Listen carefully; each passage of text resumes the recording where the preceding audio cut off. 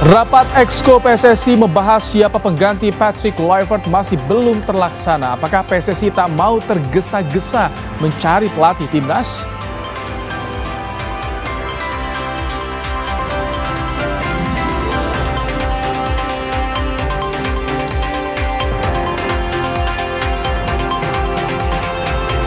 Presiden Prabowo akan mewajibkan menterinya menggunakan maung buatan Pindad sebagai mobil dinas.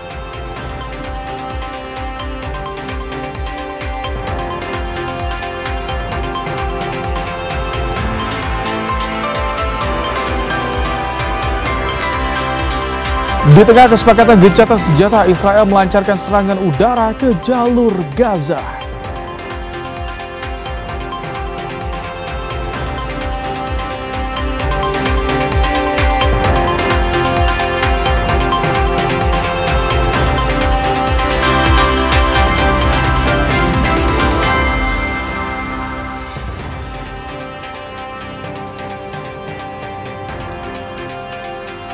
Halo, selamat malam saudara. Anda kembali menyaksikan program Kompas Malam bersama saya Rahmat Ibrahim. Selain 3 informasi tadi, kami juga masih memiliki informasi lainnya untuk menemani malam hari Anda. Langsung saja kita simak informasi pertama di Kompas Malam saudara. Polisi menggerebek pabrik ekstasi rumahan di kawasan Kedoya Utara, Jakarta Barat.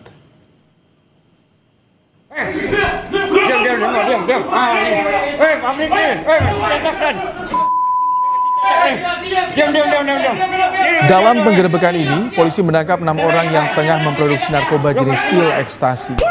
Mereka tak berkutik saat ditangkap polisi. Terbongkarnya home industri pil ekstasi setelah petugas Polsek Sawah Besar menangkap seorang kurir berinisial IS di Sawah Besar, Jakarta Pusat pada 12 Oktober lalu.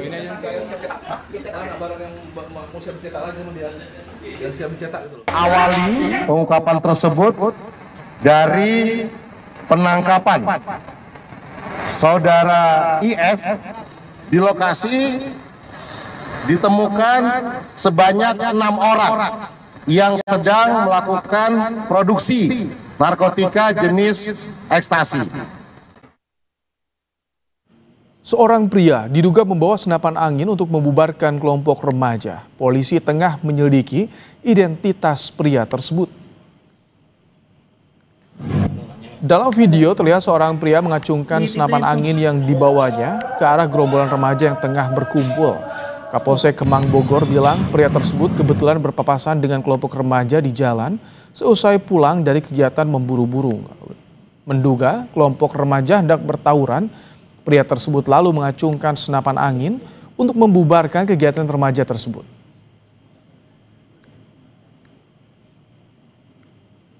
Jadi pria tersebut yang membawa senapan angin itu merupakan pengguna jalan yang berpapasan dengan pemuda ataupun remaja yang terpantau hendak melaksanakan tawuran. Jadi pria tersebut memang selesai berkegiatan melaksanakan memburu burung dengan menggunakan senjata tersebut. Jadi tujuan pria tersebut untuk menghalau remaja yang atau membubarkan remaja yang melaksanakan tawuran. Demikian. Masih kami dalami Mas untuk identitas yang bersangkutan. Demikian. Senapan angin yang dipergunakan untuk memburu burung. Warga Sawah Besar digegerkan dengan penemuan kerangka manusia di proyek galian saluran air. Kerangka pertama kali ditemukan oleh pekerja proyek yang tengah mengerjakan galian. Salah satu warga bilang kerangka manusia ditemukan di kedalaman 70 cm saat penggalian. Kerangka ditemukan dalam kondisi masih utuh dari ujung kepala hingga kaki. Menurut salah seorang warga, lokasi penggalian merupakan bekas pemakaman. Saat ini tim forensik Polri tengah meneliti dan menyelidiki kerangka tersebut.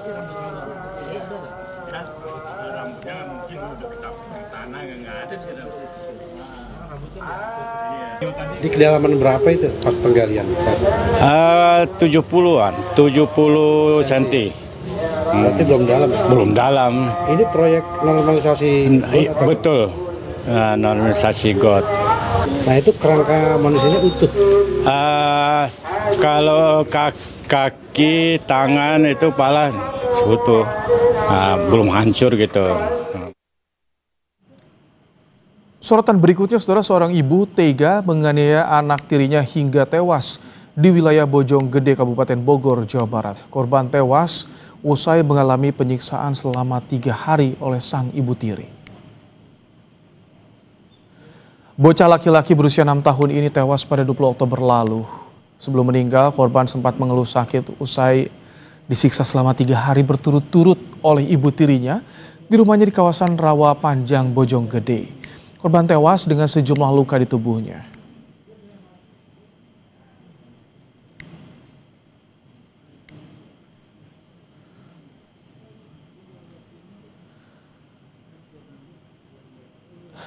Polisi telah menangkap ibu tiri dan ayah kandung korban, saudara.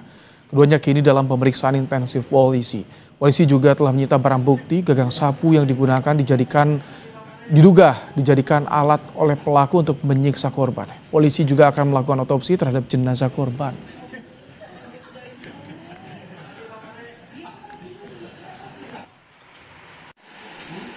Ibu tiri yang diduga melakukan penganiayaan terhadap korban.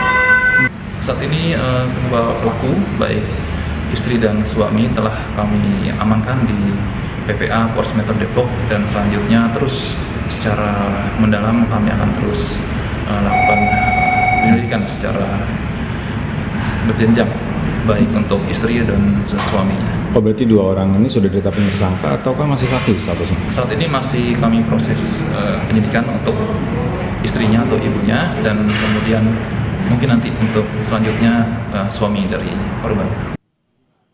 Informasi lebih lengkap terkait kasus ibu aniaya anak tiri hingga tewas kita tanyakan langsung pada Kasihhumas Polres Metro Depok, AKP Made Budi. Selamat malam Pak Made, dengan Ibrahim. Selamat malam. Pak Made, apakah sudah ditetapkan tersangka ini ibu tiri korban, Pak? Iya betul, sudah ditetapkan tersangka atas kejadian penganiayaan yang menyebabkan korban meninggal dunia. Hanya ibu tiri atau ayah kandung korban juga ditetapkan jadi tersangka, Pak? Dan saat ini masih kami dalami apakah memang ayah dari korban mempunyai peran di sana, namun saat ini tersangka sudah kami tetapkan ibu dari korban. Tapi ini ayah kandung korban tahu tidak perlakuan ibu tirinya ini? Kan 3 hari, Pak. Iya, sebenarnya penganiayaan ini memang sudah terjadi lama, sejak lama. Awal bulan Oktober sudah dilakukan oleh ibu tirinya, namun puncaknya 3 hari belakangan ini secara intensif penganiayaan tersebut dilakukan oleh ibunya. Sehingga ketika pingsan tersebut dan anaknya pingsan, korban pingsan, si pelaku mencoba untuk menghubungi suaminya, ayah dari korban, karena pada saat itu memang bekerja di luar daerah. Untuk itu, ketika pingsan dan menemui suaminya, dan ketika kembali beralibi bahwa si korban pingsan karena demam, begitu. Pak Made, apakah selama jika disiksanya sudah lama, tidak ada upaya dari ayah kandung korban untuk melaporkan kasus ini atau menahan pelaku agar tidak mengulangi perbuatannya, Pak?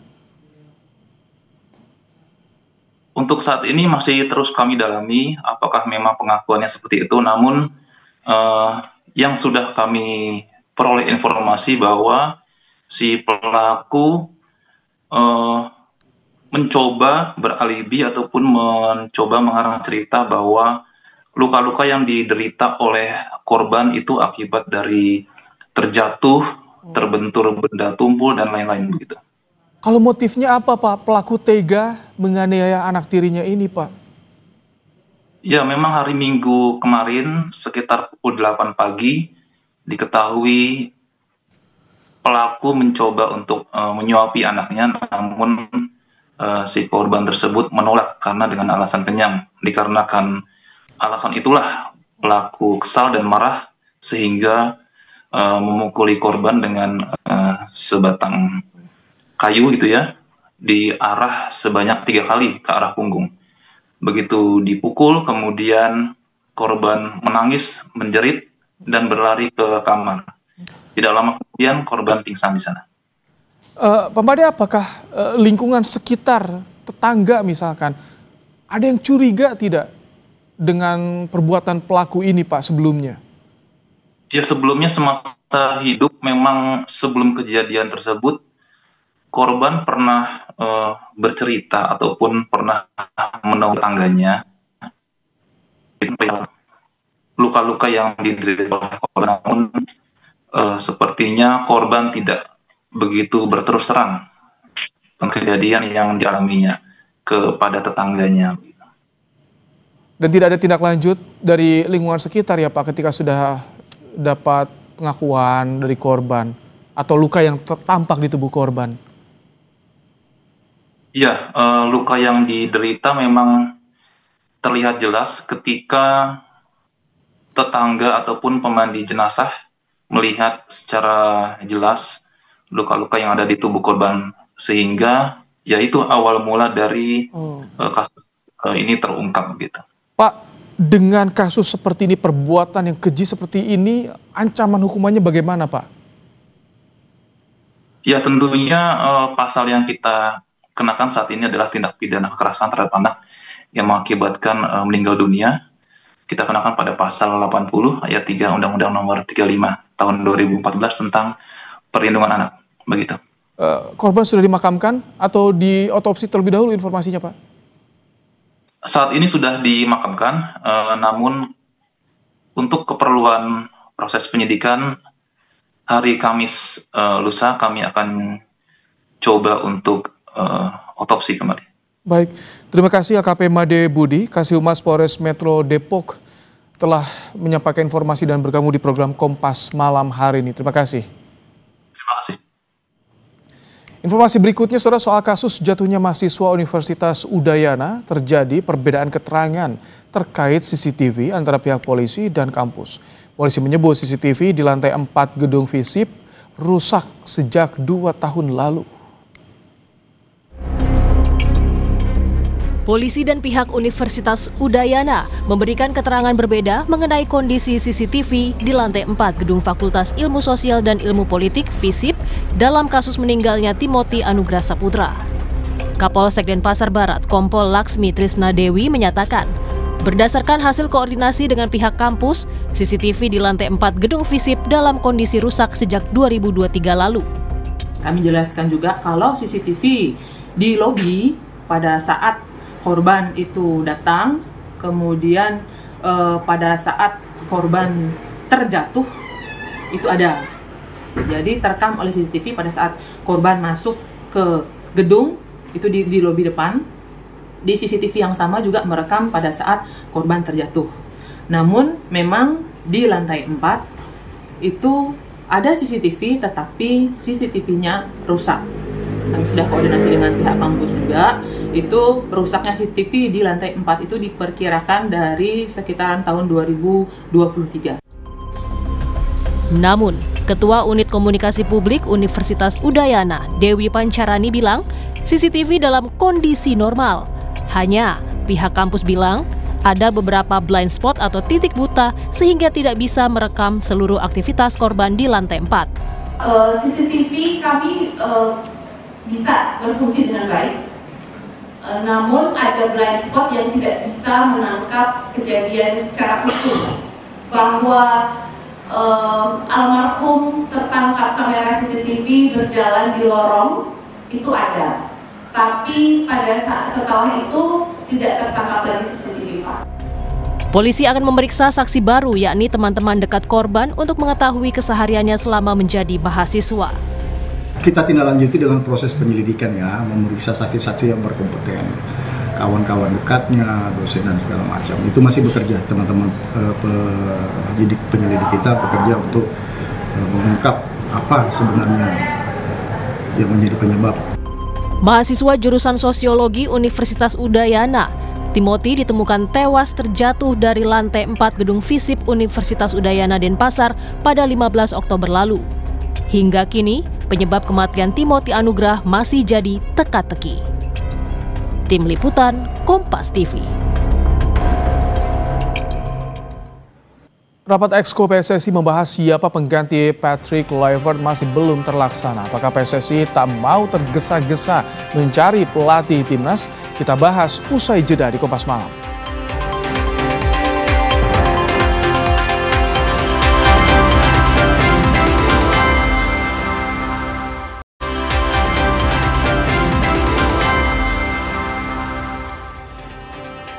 Saudara, anggota Exco PSSI mengonfirmasi bahwa tidak ada rapat Exco yang dijadwalkan untuk membahas pelatih Timnas Indonesia pada Selasa 21 Oktober 2025. Sebelumnya, Wakil Menteri Pemuda dan Olahraga Taufik Hidayat dalam rapat kabinet di Istana Negara Senin lalu mengatakan bahwa PSSI akan mengadakan rapat Exco pada Selasa 21 Oktober untuk membicarakan pelatih baru. Informasi tersebut muncul setelah adanya komunikasi dengan Menteri Pemuda dan Olahraga Erick Thohir yang juga merupakan Ketua Umum PSSI. Namun anggota Exco Sumarji menegaskan belum ada undangan untuk rapat Exco PSSI. Dikutip dari laman kompas.com, anggota Exco yang juga manajer Timnas, Sumarji menyebut belum ada undangan rapat Exco untuk membahas pelatih baru.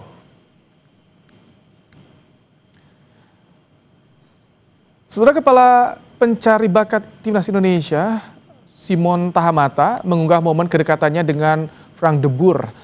Publik pun langsung berspekulasi hingga dikaitkan jadi sinyal pelatih skuad Garuda. Unggahan tersebut langsung disebut netizen dan tak sedikit yang mengomentari soal tanda-tanda pelatih baru Timnas Indonesia. Tak ada keterangan apapun secara detail dari unggahan Simon Tahamata tersebut, namun tak sedikit yang meninggalkan komentar dan menanyakan apakah ini kode untuk pelatih Timnas Indonesia.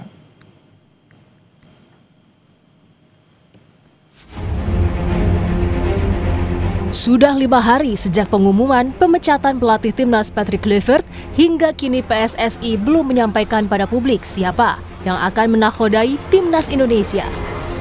Baik itu untuk pelatih kepala atau caretaker. Ketua Umum PSSI Erick Thohir terakhir kali menyampaikan ke publik soal pelatih Timnas, meminta waktu 2 hari sejak tanggal 16 Oktober 2025. Untuk yang bola jangan hari ini, ya. Ya karena ini kan tempatnya nggak pas, kalau nggak nanti yang lain, kasih waktu saya 2 hari ya. Tapi kan statementnya udah ada di publik semua ya. Pihak Istana melalui Mensesnek sudah mengapresiasi pemecatan Patrick Kluivert oleh PSSI berkaca pada hasil kualifikasi Piala Dunia 2026. Namun Istana mendorong PSSI segera memilih nama pengganti Kluivert. Tentu akibat dari kemarin kita belum berhasil menembus ke Piala Dunia 2026, ya, dan itu bagian dari evaluasi. Pemerintah menyambut baik keputusan dari PSSI untuk memberhentikan pelatih Patrick Kluivert dan kemudian untuk sesegera mungkin bisa mencari penggantinya, karena bagaimanapun kita tidak boleh patah arang. Di tengah PSSI yang masih mencari nama yang cocok menggantikan Kluivert, ex-asisten Kluivert di Timnas, Alex Pastoor, buka suara pasca pemecatan dirinya oleh PSSI. Kepada media Belanda, Voetbal Internasional, Pastoor bilang, di kesepakatan kerjasama ada 3 poin, salah satunya akan hebat jika bisa mencapai Piala Dunia. Namun sebagai tim peringkat ke-119 dunia, itu tidak mudah ataupun tak logis. Kekosongan kursi pelatih Timnas Indonesia berdampak langsung pada agenda FIFA yang akan dihadapi, yakni FIFA Matchday yang berlangsung pada 10 hingga 18 November 2025. Sangat disayangkan jika Timnas melewatkan kesempatan ini untuk mendongkrak peringkat di FIFA. Selain FIFA Matchday, Timnas juga harus mulai merancang persiapan untuk Piala AFF 2026 dan Piala Asia 2027. Tim Liputan, Kompas TV.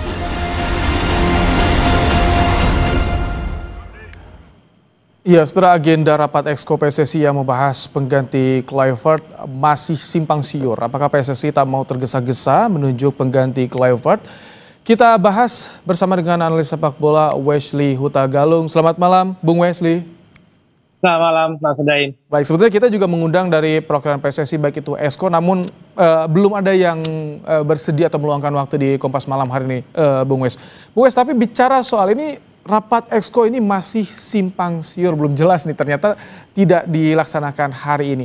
Apakah ini sebagai tanda PSSI ini hati-hati menunjuk pelatih baru atau memang PSSI masih nyantai?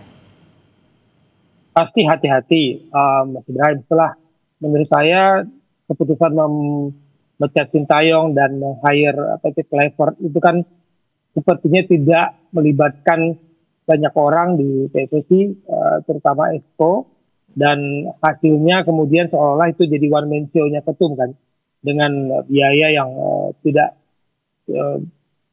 sedikit ya untuk meng-hire, kalau benar pelatih itu Patrick Kluivert 1,3 atau 1,5 miliar per tahun. Nah, pendanaan PSSI di era Pak Erik kan sangat baik dan bisa dikatakan sehat lah secara keuangan soal pendanaan. Sumbernya dari mana ya itu pengurus lah yang bisa menjelaskan. Tapi kalau saya katakan kalau pemilihan pelatih baru tanpa melibatkan Exco lagi, pasti akan ada gonjang-ganjing yang saat ini terus terjadi, Mas Ibrahim. Kita nggak usah buta bahwa tidak semua Exco itu kan satu frekuensi dengan Pak Erik. Bahwa di luar sana ada desas-desus untuk perubahan struktur kepemimpinan PSSI. Bahwa di luar sana ada yang ingin Pak Erik itu tidak muncul mencuat lah sampai potensi nanti di 2029. Jadi banyak bisik-bisik yang kemudian memang membuat PSSI tidak buru-buru. Janji 2 hari itu memang ya bisa katakan mengecewakan. Tapi apakah kita akan meng-hire pelatih dengan terburu-buru seperti Patrick Kluivert yang menurut saya track recordnya jauh dari yang kita butuhkan? Ataukah benar isu-isu itu bahwa kerjasama PSSI dengan KNVB Januari 2025 ini membuat kita memang harus kembali membuat kerjasama dengan KNVB yang menyediakan pelatih, yang menyodorkan pelatih.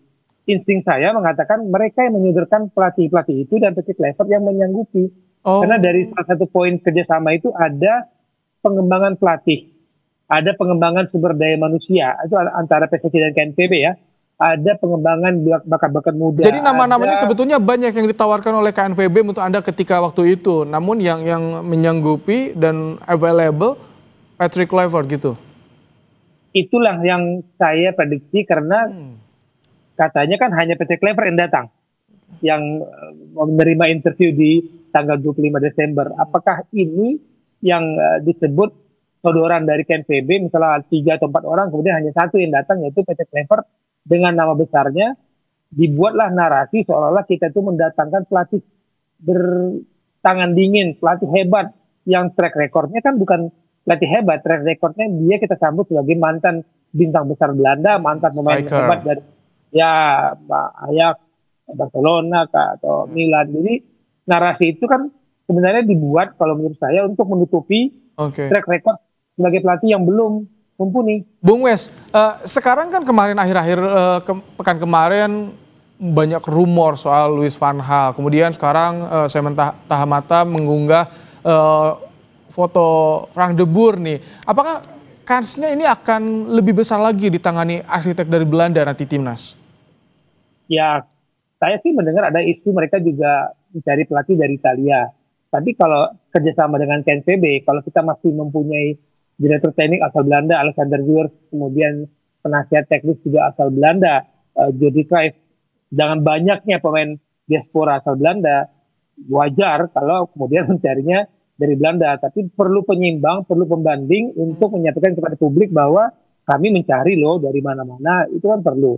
Tapi yang kita perlu telusuri memang apa sih isi kerjasama PSSI dengan KNVB itu, apakah menyangkut kepelatihan, apakah kemudian pembiayaan, karena tadi disebut Frank de Boer. Jangan lupa Frank de Boer itu pernah di-hire di Inter Milan di eranya Pak Erik sebagai 3 bulan gagal dan dipecat. Dan di Crystal Palace juga dipecat. Bahkan Jose Mourinho pernah mengatakan Frank de Boer adalah terburuk sepanjang Premier League. Itu kan kurang ajar itu istilahnya itu kata-kata. Tapi ya itulah yang kemudian menjadi capnya rem debur di mata pelatih di Eropa.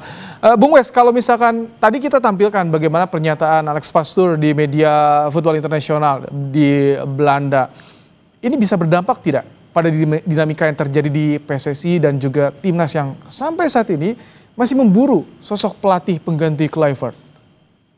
Itu dia Mas Ibrahim, saya sangat menyayangkan ada narasi seperti itu yang notabene akan menimbulkan antipati dari publik sepak bola Indonesia bahwa pelatih Belanda seperti itu karakternya setelah tidak bekerja bersama kita, kemudian mereka menceritakan hal-hal yang tidak baik, istilahnya memutus mimpi itu dengan merendahkan posisi kita sebagai peringkat 119.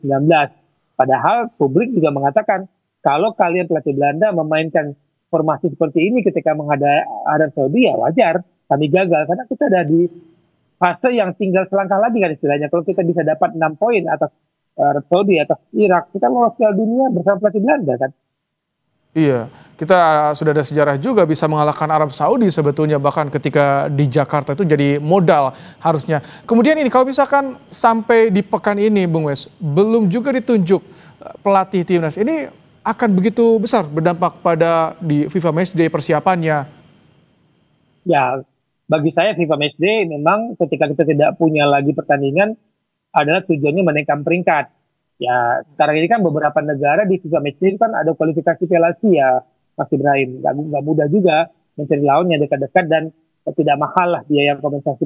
Jadi kalau misalkan seandainya kita memenangkan peringkat FIFA, ya kita undang Brunei, Timur Leste yang tidak bertanding di pertandingan resmi pada tanggal itu, pada November itu, dan kita bisa menaikkan peringkat dengan mengalahkan mereka. Nah, itu mungkin cukup caretaker, tapi kehati-hatian PSSI ini yang saya tunggu.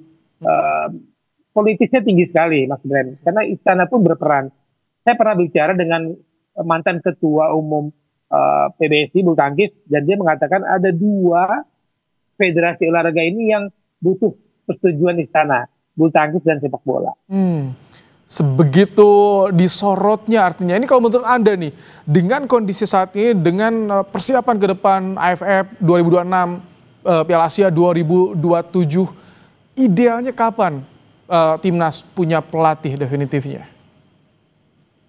Rasanya kalau memang dijanjikan dalam waktu dekat, itu pasti akan lebih baik, menguntungkan kita karena lebih cepat pelatih itu mengenal sepak bola kita, lebih bisa memahami karakter sepak bola kita dan menyatu dengan filosofi sepak bola kita, akan lebih memudahkan membangun tim. Dan harapan saya juga jangan terlalu lama tidak ada di Indonesia, karena ketika liga kita berjalan, kita harus mengenal pemain yang dipanggil, anggap pemain lokal.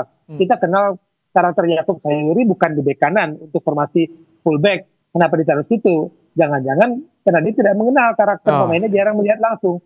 Seorang pelatih melihat pemain itu langsung atau dibandingkan dengan lewat rekaman TV akan berbeda, Mas Ibrahim. Jadi kalau kita punya pelatih dari luar, dari Belanda, mau dari manapun, cobalah lihat pemain yang akan kau pilih sehingga kau tahu karakternya dan bisa dioptimalkan untuk kebutuhan tim nasional. Oke, terima kasih Bung Wesley Huta Galung untuk ulasannya di program Kompas Malam hari ini.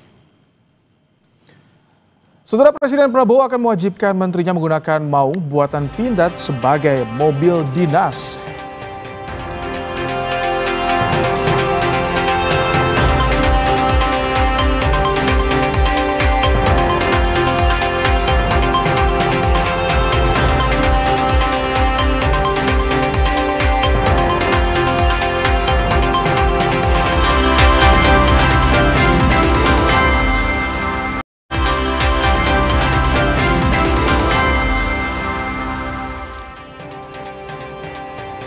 Saudara, Menteri Keuangan Purbaya Yudisadewa pamer menggunakan jaket bertuliskan 8%.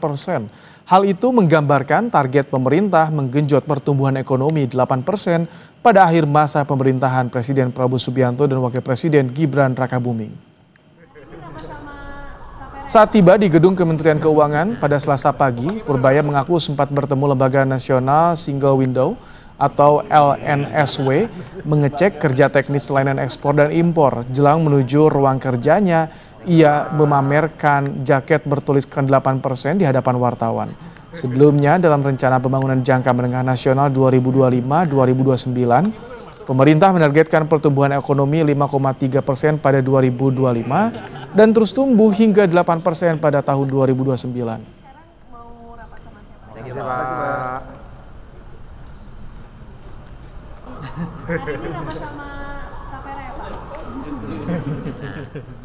Saudara, Presiden Prabowo Subianto akan mewajibkan menteri memakai maung pindad kendaraan buatan dalam negeri. Mobil tersebut akan menjadi mobil dinas resmi nantinya. Prabowo meminta menterinya tidak lagi memakai mobil jenis lain ketika bertugas. Prabowo bilang Indonesia harus bangga bisa memproduksi kendaraan tersebut. Prabowo pun telah memakai mobil tersebut sejak dilantik menjadi presiden pada tahun lalu. Kemarin saya berangkat, saya pergi, saya mau incognito, jadi saya nggak mau pakai, saya pakai mobil biasa, tapi saya pakai Alphard. Udah lama saya nggak menikmati Alphard. Enak juga ini ya. Tapi, Prabowo, ingat, kamu presiden di Indonesia, harus beri contoh. Ya sudah, pakai maung terus. Dan sebentar lagi, saudara-saudara semua harus pakai maung. Saya nggak mau tahu tuh.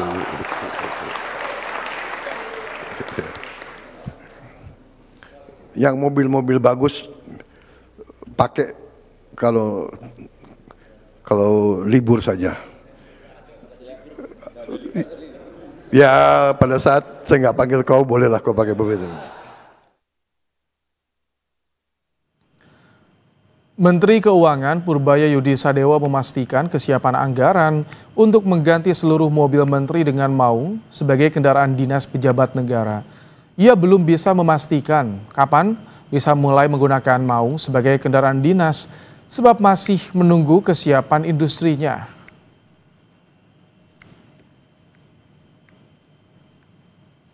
Tahun ini harusnya ada, cuman kan rupanya kapasitasnya belum cukup, jadi dibalikan tahun ini. Tahun depan saya nggak tahu seperti apa kesiapan industrinya, pindadnya. Kalau siap ya ada uangnya. Tapi kalau kapan itu kira-kira Pak? Untuk tergantung industrinya. Kalau saya kan targetin uang aja, uangnya ada. Nanti kalau saya masuk ke industri dibilang ikut campur. Tapi kita siap. Siap. Ya, mobil maung yang digunakan Presiden Prabowo adalah maung MV3 Garuda.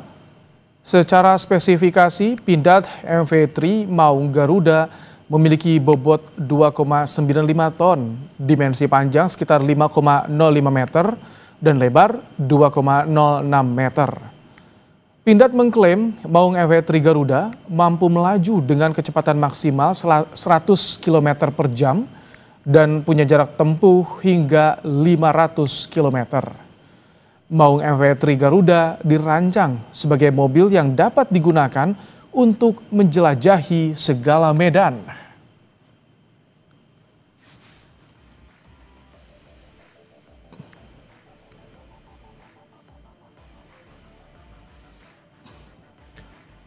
Saudara, di tengah kesepakatan gencatan senjata, Israel melancarkan serangan udara ke jalur Gaza.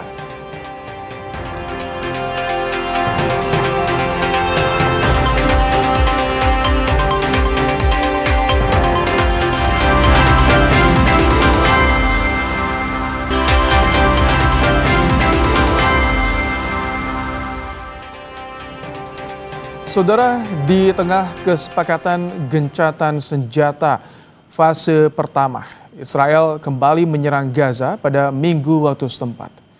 44 orang tewas. Sumber Palestina menyebut, Israel melancarkan serangan intensif di wilayah Rafah yang menjadi zona merah, membuat ambulans kesulitan mengakses kawasan tersebut. Israel menyebut serangan dilakukan untuk merespons serangan rudal dari Hamas ke arah pasukan Israel yang sedang membongkar infrastruktur di wilayah Rafah. Namun Hamas membantah tudingan Israel atas bentrokan yang terjadi di Rafah dan menegaskan komitmen mereka terkait kesepakatan gencatan senjata.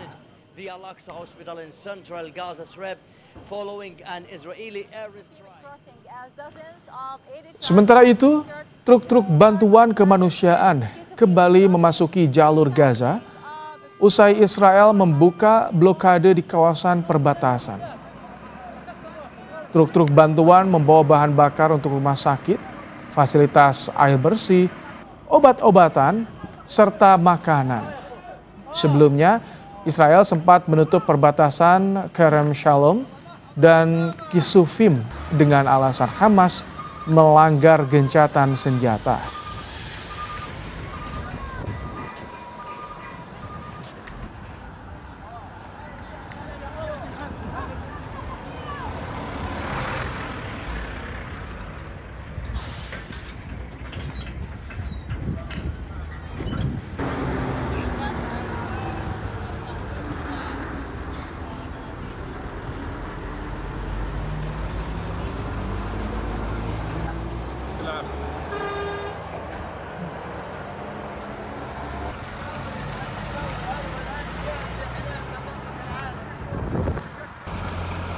Ya, saudara, nanti kita akan coba menghubungi lembaga Mercy yang berada di Jordania untuk mengetahui bagaimana kondisi di Gaza. Tapi kita ke informasi lainnya terlebih dahulu, saudara.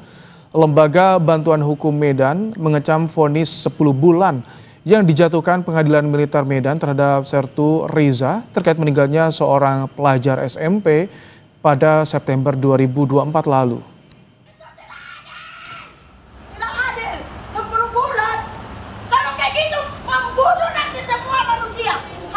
Menurut Direktur LBH Medan Irfan Saputra, putusan ini sangat ringan dan menjadi sejarah buruk peradilan militer Medan. Ia mendesak agar auditor militer mengajukan banding terhadap putusan majelis hakim tersebut. Putusan vonis 10 bulan ini dijatuhkan Pengadilan Militer Medan kepada Sertu Riza Fahlivi terkait kasus meninggalnya seorang pelajar SMP. Korban yang saat itu tengah melihat aksi tawuran ditangkap personel TNI dan diduga korban mengalami tindak kekerasan saat penangkapan.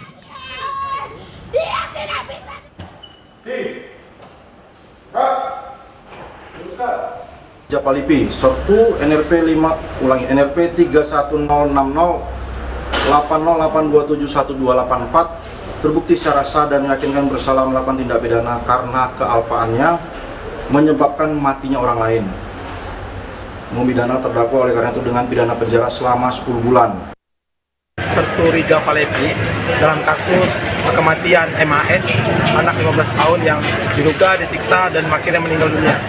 LBH Medan mengecam putusan yang sangat ringan itu, yaitu 10 bulan penjara dengan restitusi 12 juta.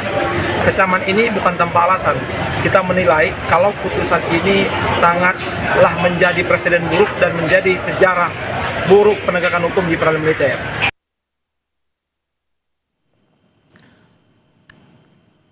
Ya, saudara, kita ke informasi berikutnya. Badai PHK sempat menyerang industri tanah air di tahun pertama pemerintahan Prabowo Gibran. Pemerintah pun turun tangan dengan menggelar job fair secara terbuka hingga program magang nasional sebagai stimulus ekonomi.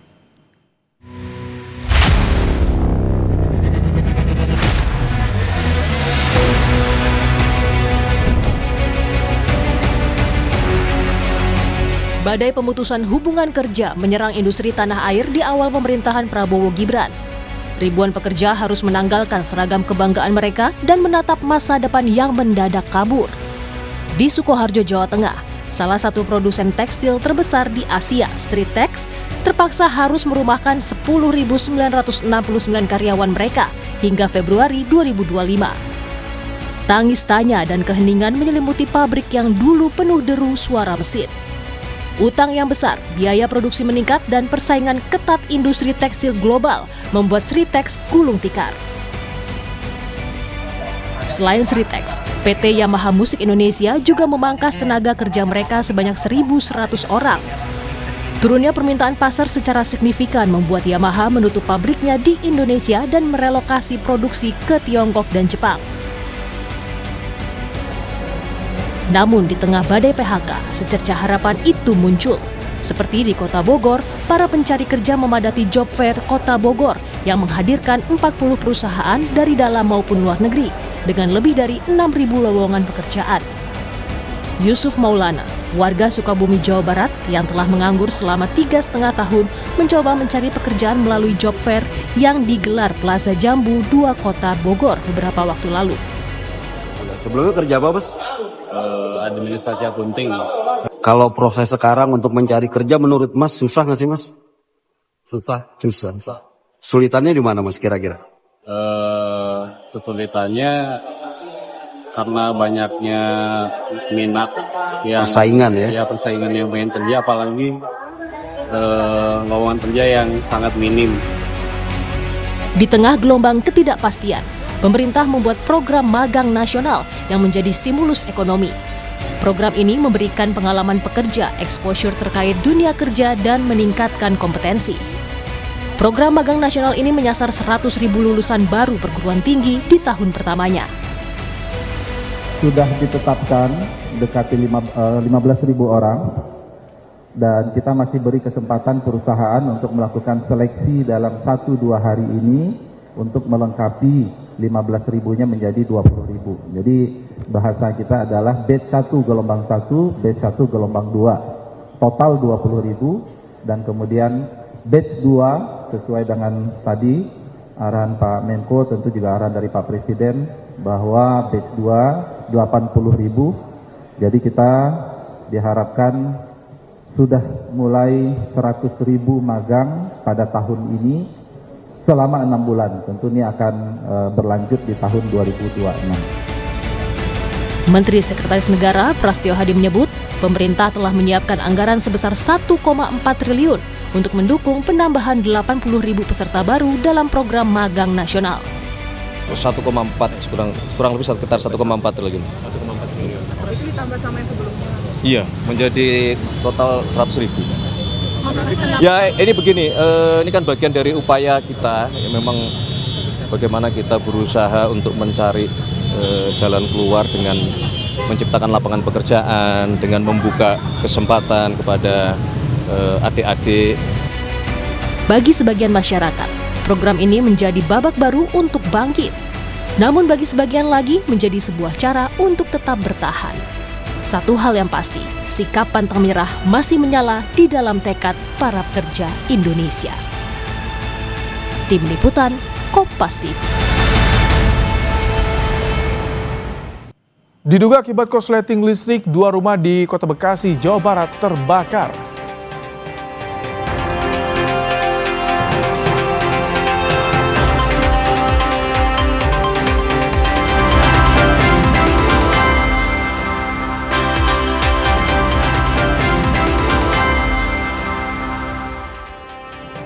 Diduga akibat korsleting listrik, 2 rumah di Kota Bekasi, Jawa Barat terbakar. Sulitnya akses sempat membuat petugas kesulitan menjangkau lokasi.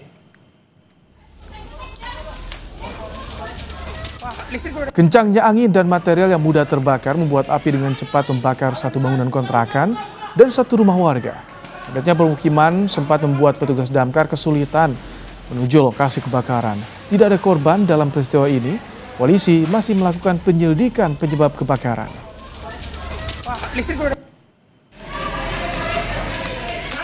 Saudara, informasi tadi jadi penutup Kompas Malam hari ini. Jangan lupa cukupi kebutuhan air mineral Anda setiap hari dan rasakan kesejukannya.